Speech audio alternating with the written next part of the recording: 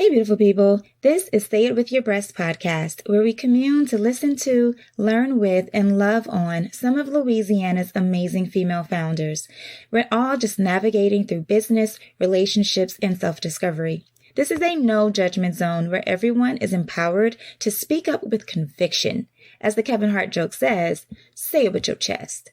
Let's get into it. Today is ours. Let's live it. And love is strong. Let's give it. A song can help, let's sing it. And peace is dear, let's bring it. The past is gone, don't rue it. Our work is here. Let's do it. The world is wrong, let's right it. The battle is hard, let's fight it. The road is rough, let's clear it. The future fast, don't fear it. Is faith asleep? Let's wake it. Because today is ours. Let's take it.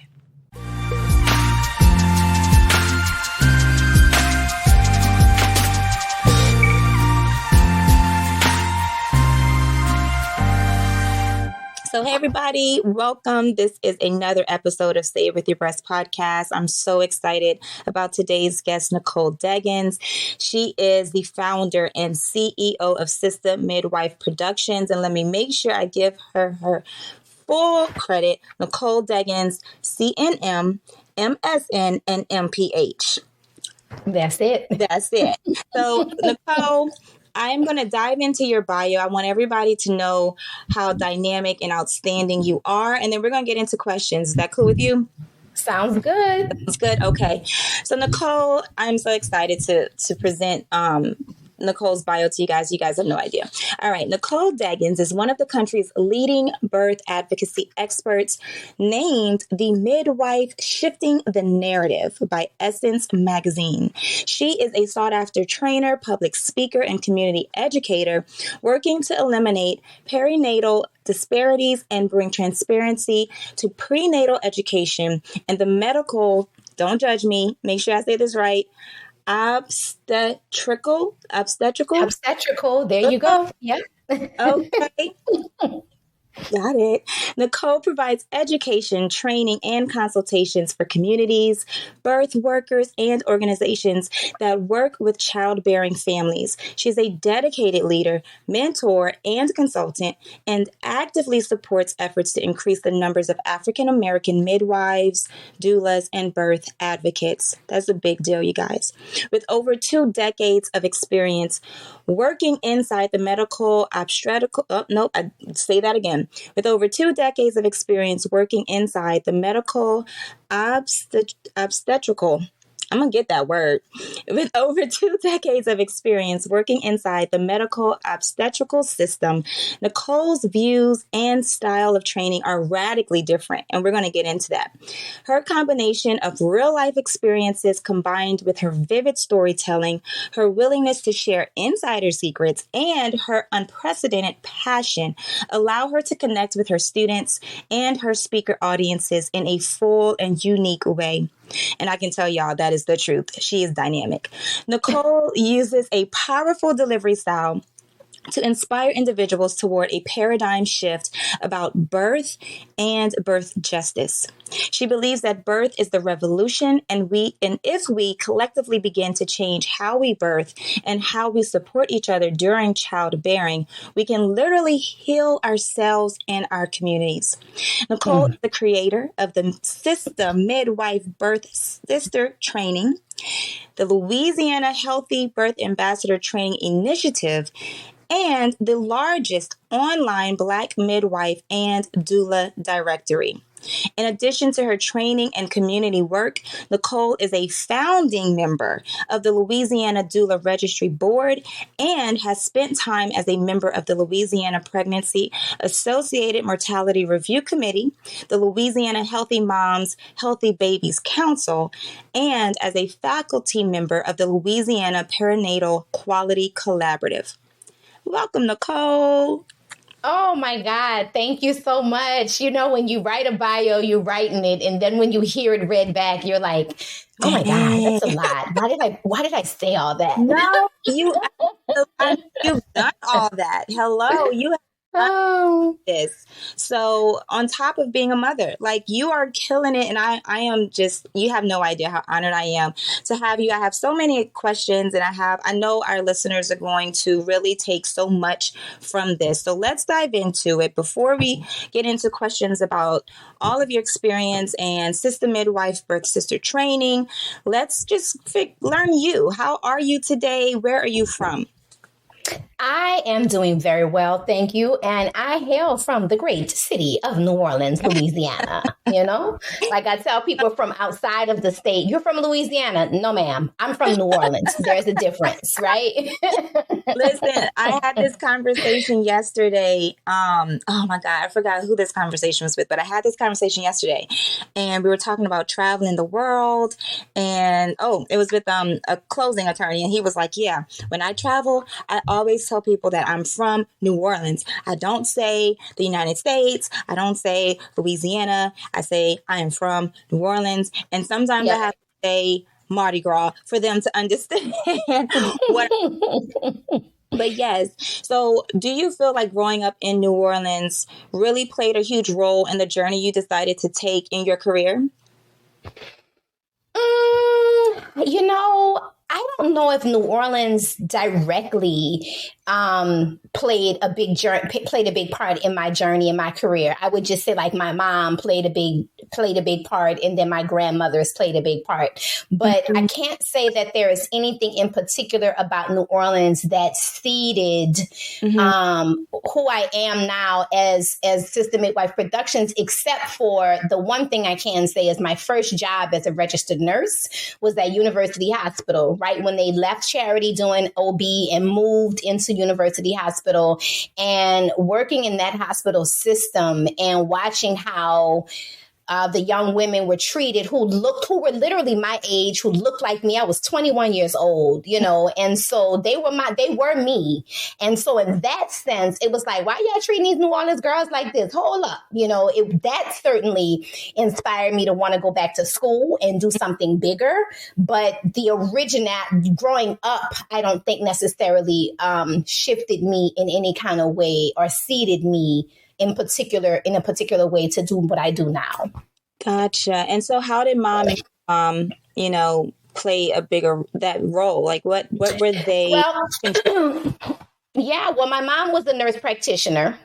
She had been a nurse since I think she went to nursing school when I was 9 or 8 and graduated around when I was 9. And so healthcare just always was a natural thing for me. You know, they always say apple doesn't fall too far. And whether we want to agree with it or not, a lawyer's children are lawyers and a banker's children are bankers. It just kind of happens in that way. And so my mother was a nurse. She was a nurse practitioner. And I knew that I always wanted to be in a helping, healing healthcare type of profession. Aside from that, both of my grandmothers, one here in New Orleans and the other in Baton Rouge, were entrepreneurs. My grandmother here in New Orleans, she was the candy lady. She sold Hucklebucks. She sold Militon Alpha-Trina bags. She sold pecan candy. She was that person.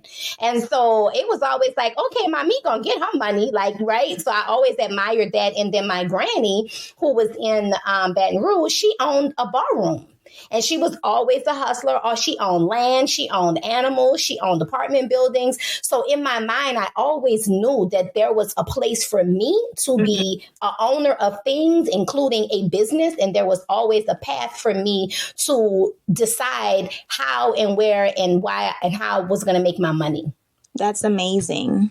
And the fact that you said ownership really stands out to me, because that really is the difference between, I think, the education system and life. You learn so much from observation and seeing things and experiencing it versus just being told or saying, hey, take this aptitude test and it'll determine your future, what you should do. It's like, no, I am inspired by what I see. I have certain strengths and I'm going to meld those things together. So what what were some of the strengths that you had in terms of caring for others? Like, was were those characteristics that you've always had, just being a very empathetic person, caring, because the work that you do really requires someone who truly cares, because that's hard work to do for the time you've done it, So yeah, I think that it has always been in my nature to care and have concern in things for the quote underdog, for the person who needs help. I've always been a listening ear, whether that was a friend in college, a friend in high school, whether that was a little cousin, a sister friend, or whatever. I've always been a person who wanted to listen. And hold space for people. So that has always been a part of my journey. Even as a little girl, I held space for people who wanted to talk about their daddy or their mama or whatever. And that carried itself with me for until now, even. Yeah. Right. That's amazing. So I want to share a little bit more that's in your bio, and then we can get into some more about Sista Midwife Productions too. But I want to share this with everyone about Nicole. So prior to starting her work with Sista Midwife Productions, Nicole received her BS in nursing from Georgetown University and completed a dual degree program at Emory University, where she fulfilled the requirements for the MS in nursing with a concentration in midwifery and an MPH with a concentration in health policy and management. During her clinical career, Nicole practiced as a midwife in Washington, D.C., Mississippi, and Louisiana, and has worked as a labor and delivery, postpartum, and well baby newborn nurse in numerous public and private settings throughout the country. During those times, Nicole, just being in school, traveling, being a midwife, was that hard on you at the time, managing school and the work, or was it something that just kind of came natural and it flowed? And I'm curious, when you were traveling, like how did that what impressions did you get traveling the world, meeting all these mothers and families? Yeah. So first, I'll just touch on like working and being in school and all that at the same time. So I was not doing travel nursing or any of that kind of stuff while I was in school. So like when I went to Georgetown, I definitely had to work. I remember catching the bus to the subway to literally the best paying job that I found was paying $10 an hour. It took me an hour to get there. And best believe, from New Orleans, dear, to think about $10 an hour in 1993, what? I was getting paid. So I would catch that bus all the way to a hospital in Maryland to work as a nursing assistant. So I did that. And that was it was par for the course. What you gonna do? Yeah. Right? My mama was not self-made millionaire. I had to work if I wanted to get new shoes or go to the party or hang out with friends in certain capacity. I had to work. So I worked while I was in school, and most of my friends who were in college also worked or had a part-time job. So that was just what it was. After that, I did come home and worked just regular working. And it was after I finished midwifery school that I decided to do travel nursing. Midwifery at that time in early 2000 was like 1999, I graduated from midwifery school. I went to my first job in DC. That job ended after a year and a little bit. And then my next job was in Mississippi. And that job also ended after about a year and a half. So in that time frame, I was like, this midwifery stuff is hard. Finding a midwife job is hard. There are not a lot of Black midwives. I didn't have mentorship. I didn't have support. And I was just like, you know what? I'm not doing that anymore. Let me just go back to being a regular nurse and doing labor and delivery. And really, it's funny that you asked me about those experiences, because that's really what got me to Sista Midwife Productions. Wow. Because when I was traveling all over the country, I'm scratching my head like, wait a minute. I thought y'all said birth was beautiful in California. I thought y'all said birth was great in New York. I thought y'all said in other parts of the country, birth wasn't the same way that it is in Louisiana and in Mississippi. But I found that birth was bad for families everywhere. Yeah. People were not being listened to. They weren't being heard. They weren't being supported. Women who had drug addictions or homelessness were not being supported, no matter where, like the social systems of our country, the fabric of our country, it's really the same everywhere. So certainly in different parts of the country, there were different pockets of hope and beauty that were missing in Louisiana and Mississippi at that time. But be very clear, birth was bad nationwide. And that's when I really got inspired to want to do something different and to start my business to really begin shifting the narrative around birth. Wow. So tell us about that. How did you start Sista Midwife Productions? Like, where you were in that state of frustration with the system and how it was working and not working and the disparities there. You know, what was your first step? Like when you birthed this idea, was it the name? Was it the concept? Was it the people who were going to help? Or were you like, nope, I'm going to do this solo? Kind of give us some background. Yeah. So the first step was me on the phone with a friend, and I'm just complaining. I'm like, this is horrible. I don't understand why it sucks everywhere. Yeah. And she was like, you know what, Nicole, you should start a blog. And I was like, a blog? What's a blog? That tells you how long ago this was, right? I was like, a blog? What's a blog? And so I dug in and I was like, that's like a good idea. I'm a good writer. I'll start a blog. So I did. And at that time, it was not Sista Midwife Productions. I had a different name and I was blogging and I was gaining a following. And my plan was to really start providing videos and conference calls and different books and different things that people could download and purchase that would really give them insights into how to really prepare for the hospital. Because what I would always say is, I'm like, y'all, even women who were educated, even if they took childbirth education, learned about stuff, read books, wanted a natural birth, once they got into that hospital, hoodwinked and bamboozled. And I was like, this is not okay. And I'm going to help change it. So that was the first path, right? And then along the way, after just a year and a half, maybe 2 years of doing that, I received a cease and desist letter from an organization whose name was similar to the title of my blog.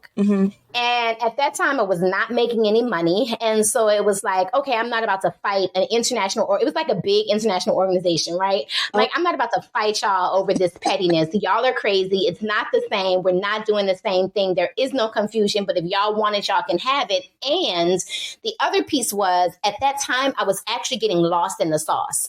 I was moving too fast, trying to do too much. I was beginning to feel overwhelmed. And I was like, I'm not sure exactly what the next step should be. So great. They made me pause and hit the reset button. One of the most important things that came out of that was, at that time, the largest following that I had of my blog were educated white women who were already, everything I said, they were like, hallelujah, girl. Yeah, talking, right? Like, they were in agreement with me. And I'm like, you're not even my audience. I appreciate the followers, but this is not really what my soul wants to be doing. And so I was able to shift and to rebirth the idea and the vision for the work. And Sista Midwife Productions, as the name of my business, really was just a download. I was literally in the office talking with, I think, an SBA person. You know, they have these small business organizations in different little offices that will help you as you're learning about business and getting started.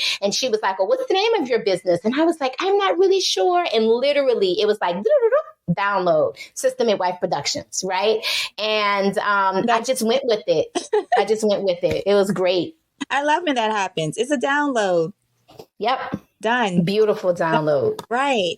So you started, you had the name.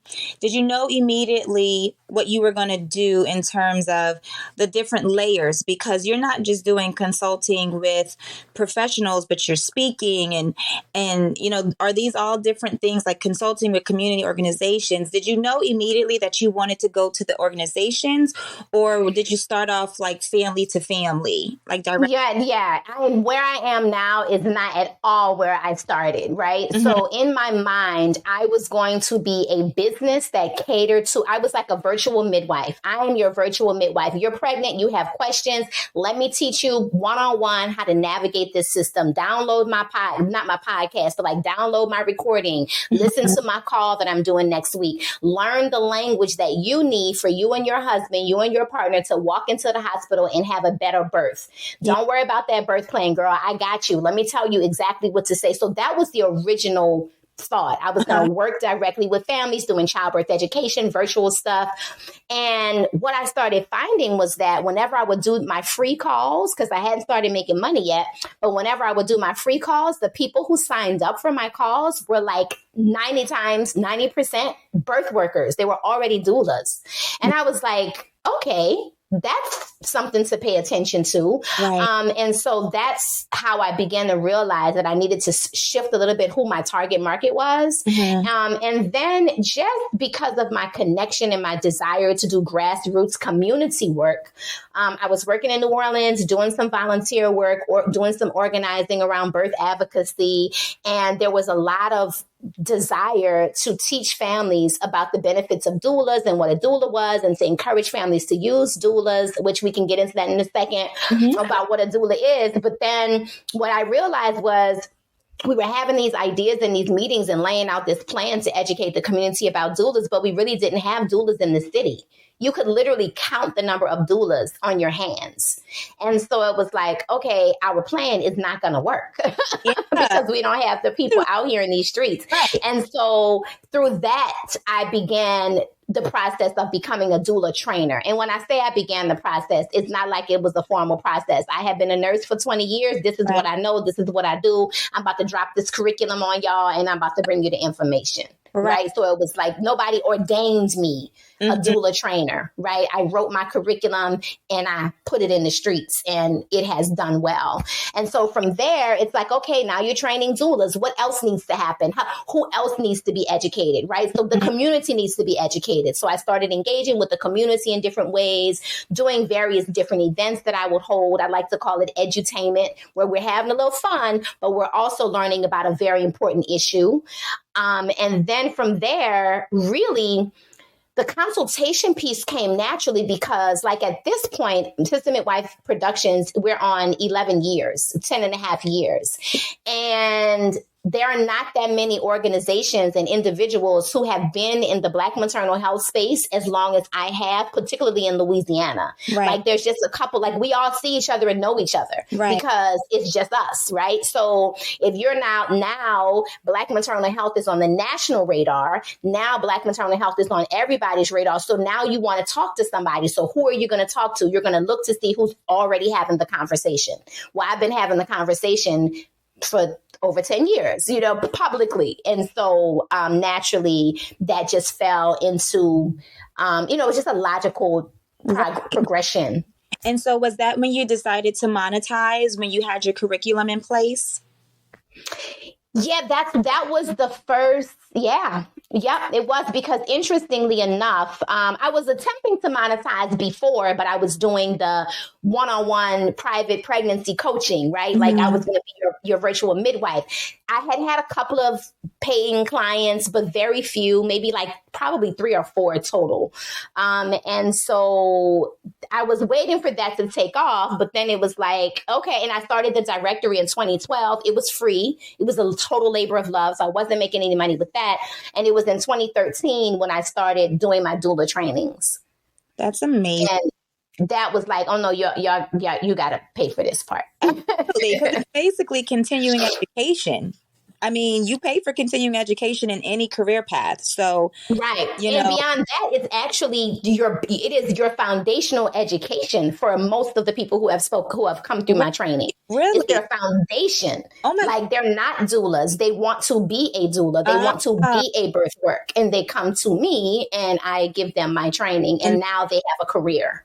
And so tell me this, with your curriculum, have you certified it? Have you thought about like making that I mean, can we get it on Amazon? Like, is it like, I'm trying to get you on like Yeah, so it's so interesting because the birth world and how the birth industry works is really different right now. We really are still in the infancy stage of what this thing is going to look like in 10 years and 20 years, right? Okay. So first, just so your listening audience is very clear, people often get confused between what is the doula and what is a midwife, right? And like, aren't they the same thing? No, they are not.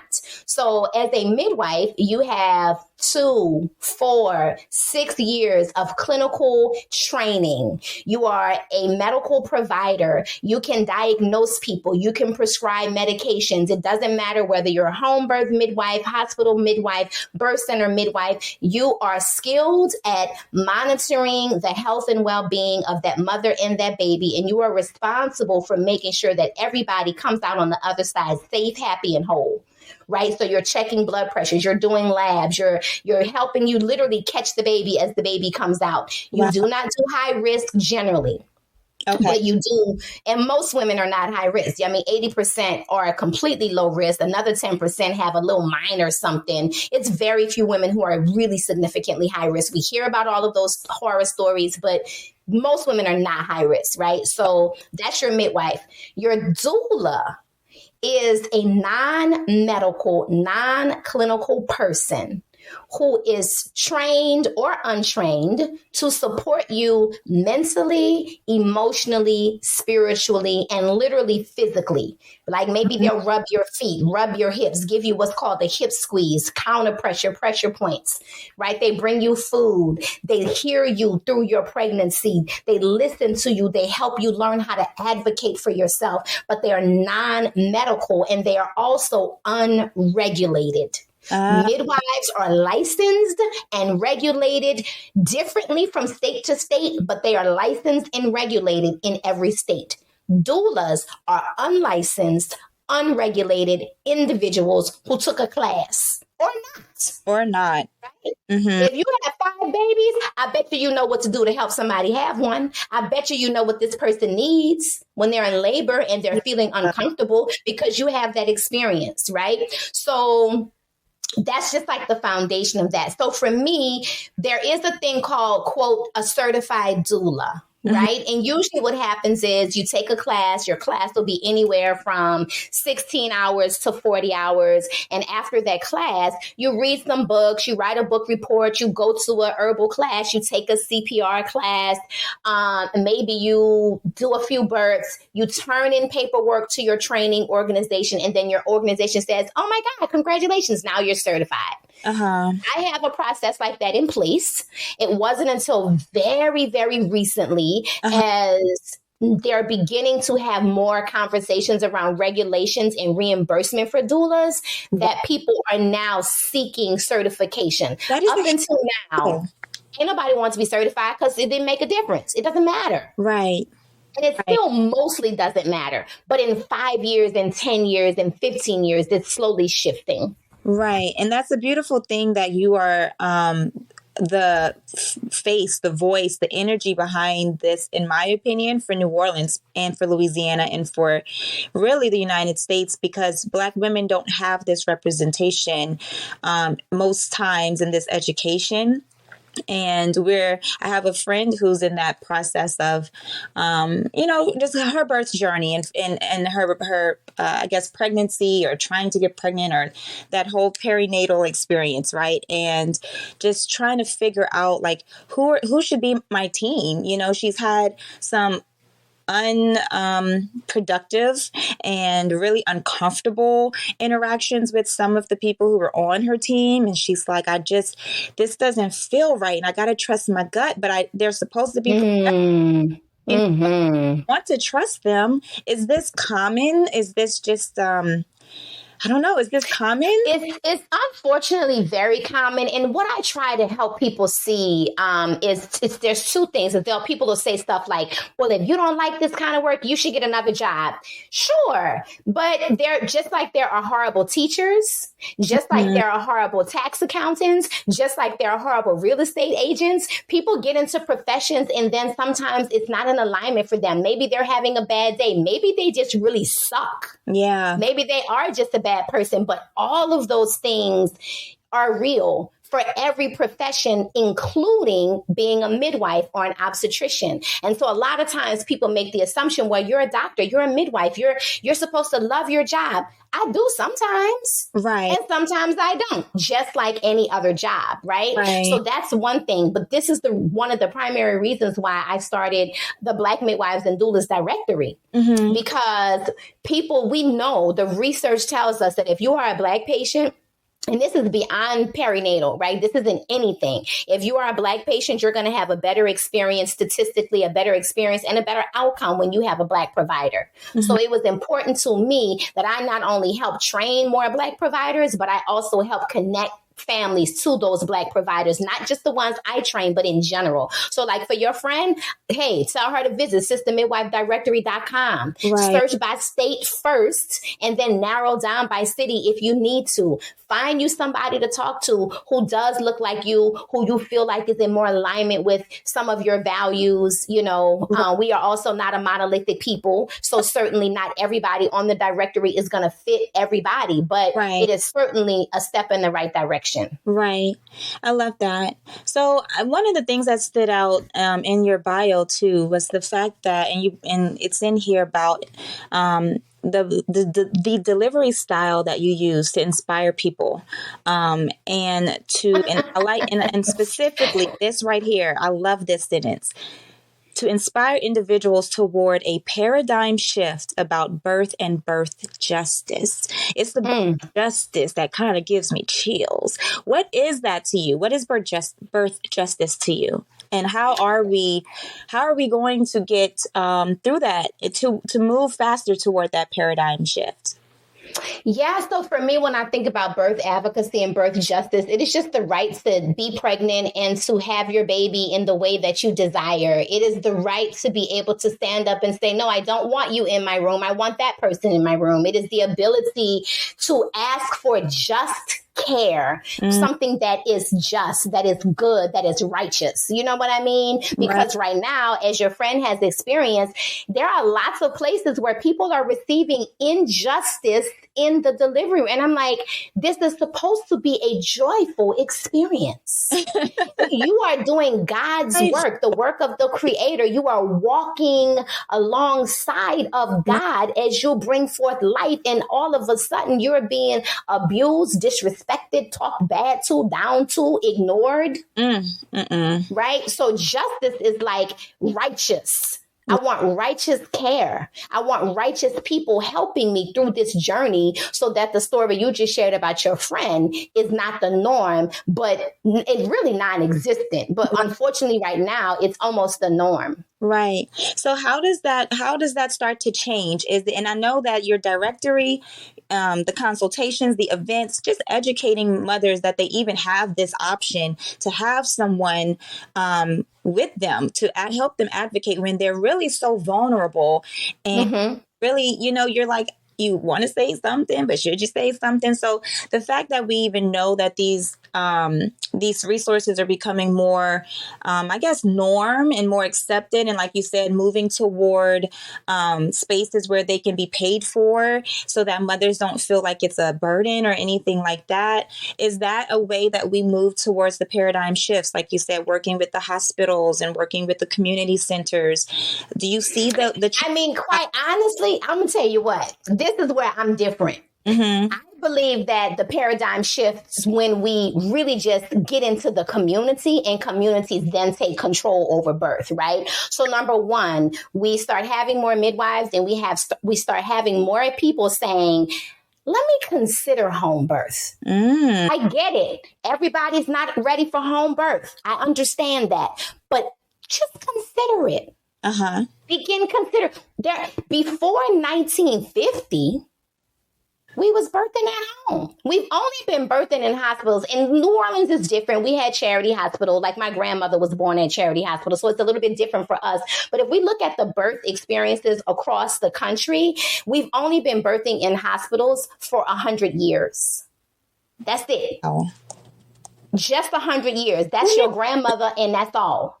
Okay. Wow. So we must realize that none of us would be here were it not for home birth. So that's a paradigm shift. Let's not even worry about connecting with these hospitals and trying to make them do what they don't want to do. Just consider it, right? That's one thing. The other thing for me is when we are involved in the hospitals, when I talk about shifting the paradigm, it's really about connecting with the community. So helping people understand that nobody should go to a prenatal appointment alone. That doesn't mean that you, even if you don't have a partner, right? So you're not married, you're a single mom, no problem. Bring your girlfriend, your auntie, your uncle, your nana, somebody. Don't go by yourself. And then teaching community that is important, because the mother, as you just mentioned, she's vulnerable. She's like, should I say something? I don't know what I can or should say. But when you have another person who can say, well, wait a minute, Doc. Ariel, is this what do you understand what the doctor is saying? Right. Do you have that other person who is not under the influence of pregnancy hormones? Because it's a legitimate thing. They make jokes about, quote, pregnancy brain. There's a legitimate biochemical changes that are happening in your brain intentionally, so that you can function and go through this process in a way that is going to be more holistically for your birth. So you're not remembering, you're not connecting the dots. Your synapses are firing a little bit more slowly during pregnancy. That is normal. You're also going inward. You're also being more reserved very often. These things are normal. And so you're trying to figure out, why didn't I speak up for myself? Why? Because you're in a vulnerable space. You're going through a transition. You're going through a ritual. So you need a guide. Nobody goes through ritual alone. Right? So for me, the paradigm shift is not even just let's get educated on the problem. No, how can we literally interact with the system completely differently? Nobody goes to their prenatal appointment by themselves, no matter what. Okay. Right? I feel that would be deep. I wrote that down. I was like, do not go alone. So there are different little things like that. That's amazing. But no, that is so empowering, because you have the information. Because a lot of times, if you don't know what's really happening and how it's like, even like you talked about the hormones, you don't really fully grasp some of the changes and why things are happening, then it's easy to blame yourself. It's easy to, sometimes fall into moods that aren't healthy. I just want to say depression. It's easy to say, it's easy to blame yourself. And so I think it's important. And to just accept whatever they're giving you. Yeah. Because you're tired, you're overwhelmed, you're confused, you're concerned legitimately for the health and well-being of you and your baby. Right. You don't want buck the system. Right. It's the last thing. You just want to get out of this alive, No. And as a woman of color, you're already aware that the statistics show that your experience is not happening the same way as the white mother or whatever other mother down the hall. So you're already nervous and scared, and you don't want, like you just said, you don't want to rock the boat. You don't want to. It is so I think it's so important that people, if you are a mother out there, you want to be a mother, my God, please check out her directory. Please check out her site. We'll get into how you can find her more later, but it's so important to be educated, because I feel like that really is what empowers us all. But I really want to get... And not just the pregnant woman, the grandmother, the auntie, the uncle, the parent, the nan, the boyfriend, the baby daddy, all them other people too. Yes, because that's my next question is, in this process, where is everybody else? Do they come? Do they participate with the doula the whole time, or is it typically closer to the birth that families start to ask the doula, like, hey, can you come talk to us too, because we don't know how to support her? What is the role of the friends and the family and the partner? Yeah, so every doula is going to be a little bit different in how they approach and deal with the family. But generally speaking, doulas are not just for the pregnant mom. They're not just there for her. They're also there for her partner and for her mom and for her sister and for whoever is her support system. The doula is almost like let me think of a good analogy. I should have this good analogy. You know what? One of my friends, her husband... He made the analogy of a boxing coach, like the guy who's like on the side, right? That's the doula. He's a man, right? So he used boxing, right? And it's like that person who's like squirting the water in your mouth, rubbing your face down and telling you got this, get back in there. You got this, get back in there. And then your family is on the outside cheering you on. Sometimes your family might come right to the side of the ring, right? And help within those things. The doula will teach the family how to support. A doula does not replace the partner. Sometimes people are fearful of that. Well, I don't need a doula because I have my mom, or I don't need a doula because I have my husband. No, you still, your mama and your husband need a doula. Right. Right? Because we teach different skills, different information. When I teach my doulas how to help the family, I tell them like, that husband, he got to get it together. He got to be ready. These are the questions that you want the husband to be able to recite. These are the things because if you have a mom in labor, she is not consciously aware of everything that's happening in the same kind of way that he can be, or her mother, or her friend, or whoever is that other support person. As the doula, you technically don't have any legal rights in the space. So sometimes doulas have to walk a fine line between saying something and not saying something. Oh, but that mama. Oh, but that husband. Oh, right. Oh, but you know what I mean? Like they can say, wait a minute, this is not, and it's received differently. Right. So it is imperative that we involve the family, and any doula worth her weight understands that it is imperative, and it's important that the pregnant mom and her partner are on the same page. Because if the doula is supporting the mom, let's say that the mom wants a natural birth. It's also not just about natural birth, although I would like to just tell everybody, just consider it. It's the reason why birth happens how it happens. It's the reason why it was designed the way, and people are like, I can't take pain. You've never even been pregnant. You have no idea what this thing can be like. And certainly you have all of the stories, but in every story that I hear, I can always punch a hole in it because I've seen thousands and thousands and thousands of births. And I know why this went that way and that went that way. And I can give you examples. Well, maybe if she hadn't gotten induced at 39 weeks for no reason, it wouldn't have gone that way, right? Like there's so many things that I can point out. At any rate, as we're walking this road with the family plays just such a critical place in that whole process, because there will be times when, let's say, for an example, something's going awry and they're like, okay, now we want to start you on this medication. If the doula and the mom, or if the mom is saying, no, I don't want that, and the doula is going to support the mom, right? But if the father is saying, nah, babe, we should get it.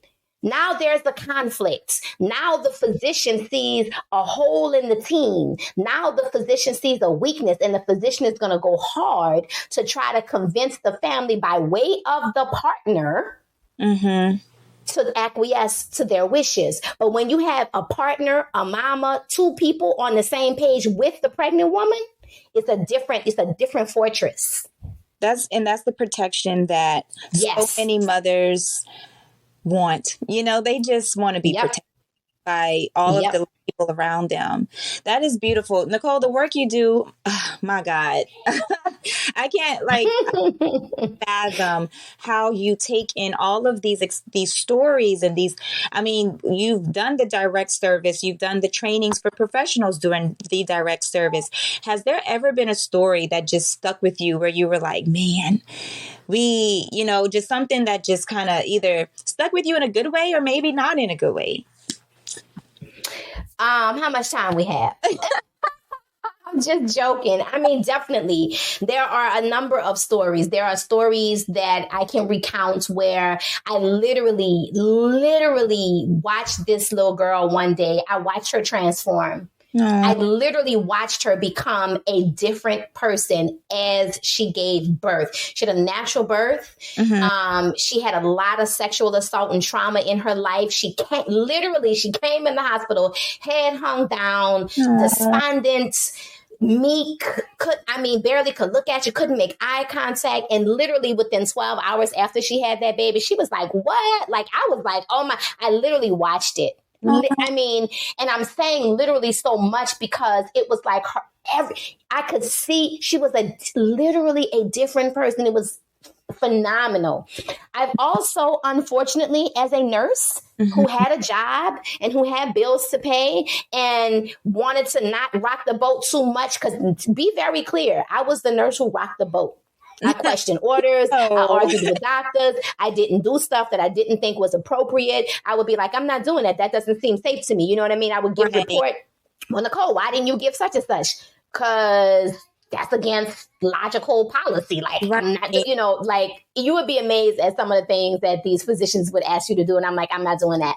That said, there were some times when I did participate in madness, where I was a part of the problem. And I have some very significant secondary trauma from being a part of experiences that were not pleasant, where I look back on it now. I think I've healed good portions of it, but I can look back on it now. And if I get into certain stories, I'll bust out crying again because I was a culprit. I was a part of the problem.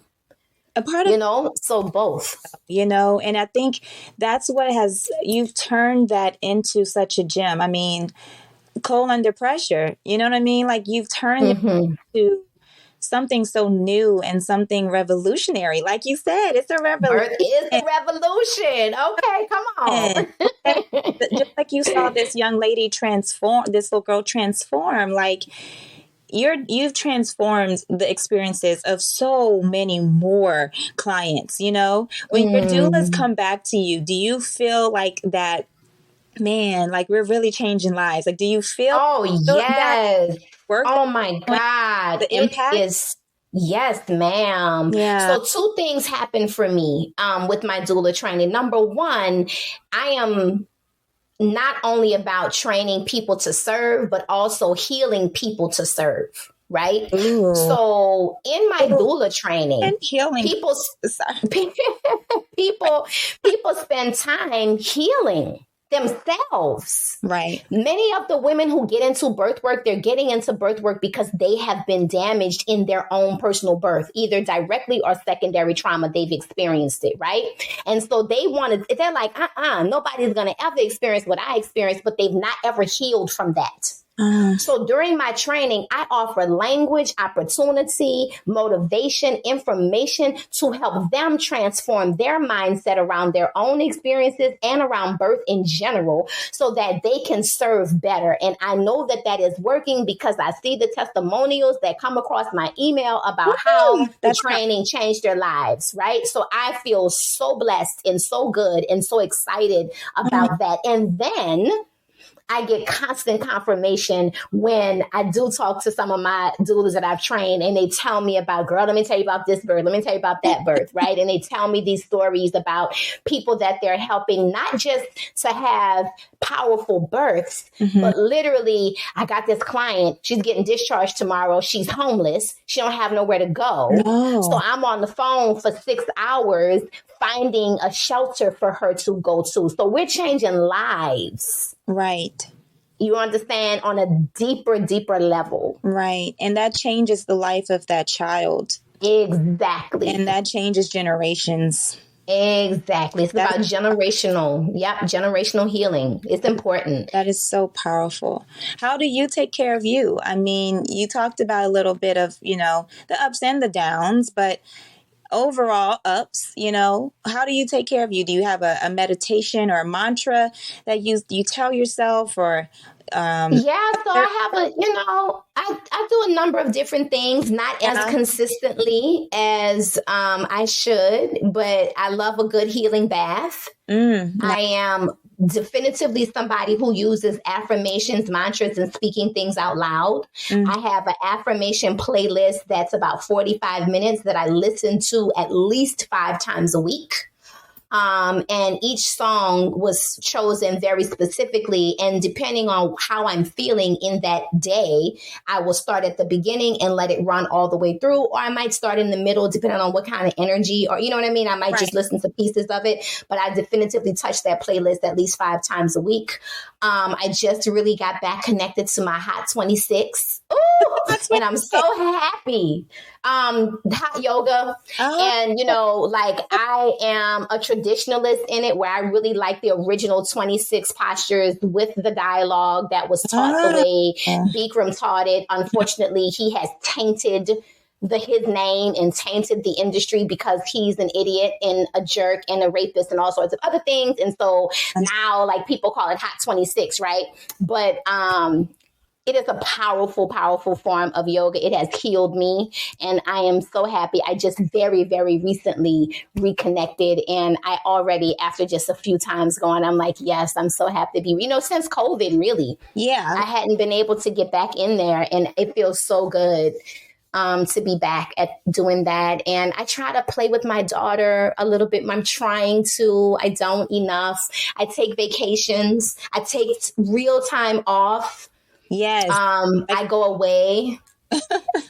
I use my autoresponder. I don't know how many entrepreneurs you have that listen to your podcast, but I'm going to use an autoresponder. I told somebody the other day, even if I'm not going out of town, if I open up my email and all of a sudden I feel overwhelmed because I have like so many emails, I'm throwing on an autoresponder. Yeah. Just to be like, I'm away from my desk. It's going to take me a little bit long, just to give me a little ease. Yeah. And I no longer apologize. I say no a lot more than I ever did, ever. And that feels amazing. Beautiful. Amazing. Yes. I preach the power of saying no to people all the time, especially my mother. She is such a culprit. And I'm like, Mom, it's okay. It is true to say no or say, look, I can't do it right now. I'll follow up later. Like, give yourself breathing room, Lord. And then I tell people too, I give them permission to follow up with me because this is your thing. That's true. You want me to do something. So if you want it, and I don't have the capacity to do it right now, but I am interested, reach back out to me in about a month. I'll tell people that. And when they're serious about working with me, they reach back out in a month. And if they don't reach back out in a month, that's good too. Right. It is what it is. And I also have let that kind of stuff go. This notion of, I gotta get it. Mm-hmm. It's my one time. What if they don't call me back? Girl, something else is coming. It's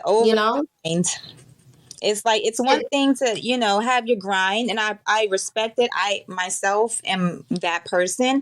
I think it's that overgrind where you start to run yourself to the ground, and that's we cross the line into your health, and now we got to run it back. Yep, got to run it back. So before we close out, I mean, you shared so much, and I know people are feeling like the energy of, wow, I need to go educate myself. I want to educate all the mothers or potential mothers that I know about the options out there. But before we wrap it up, what is next for Sister Wife Productions? What's new? What's going on? What's next? Man, I can't even tell you all this stuff. It's super exciting. Okay. I have some beautiful things coming in the works. I'm actually in the process of rebuilding my team, and I'm looking forward to all of the things that are going to come. But, we're going to really be being able to launch our swag and our products that have been sitting in the back burner for a while. We're going to continue training doulas. Ultimately, I'll be offering retreats, not just for doulas, but for any Black woman who is doing helping healing work. So social workers, nurses, counselors, we give a lot. We give and give and give and give and give, and we've got to find ways to replenish and retreat. And so I'll be offering some retreats and expanding the directory so it can be more robust and more user-friendly to everybody who wants to be either listed or wants to use it. That's just the beginning, girl. I have a statewide program, the Healthy Birth Louisiana initiative.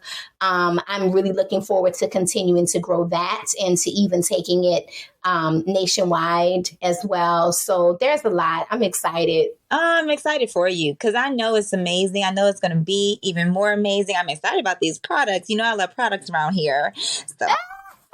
product. Well, they're going to be mostly products for like birth workers, like my t-shirt line and journals and workbooks and all that kind of stuff. You can get a t-shirt though. You can get you a t-shirt. I'm truly excited for you. I'm excited for Sister Wife Productions. I'm excited for mothers out there and families out there, and being, the fact that you're just, like we talked about, a part of the generational change and that paradigm shift. It really does change the landscape of how the foundation of a family gets started.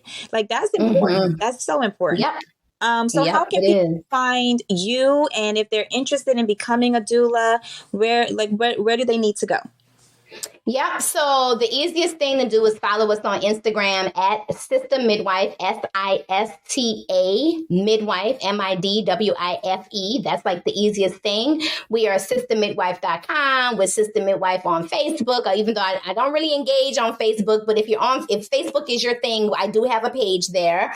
And then you can contact us at training@SistaMidwife.com if you want to train with us, or contact us at SistaMidwife.com if you want to just get in touch and see how we maybe can collaborate on working towards a more beautiful and better world for birthing, particularly for Black families. And of course, if you're looking for a provider, SistaMidwifeDirectory.com is where you would go there.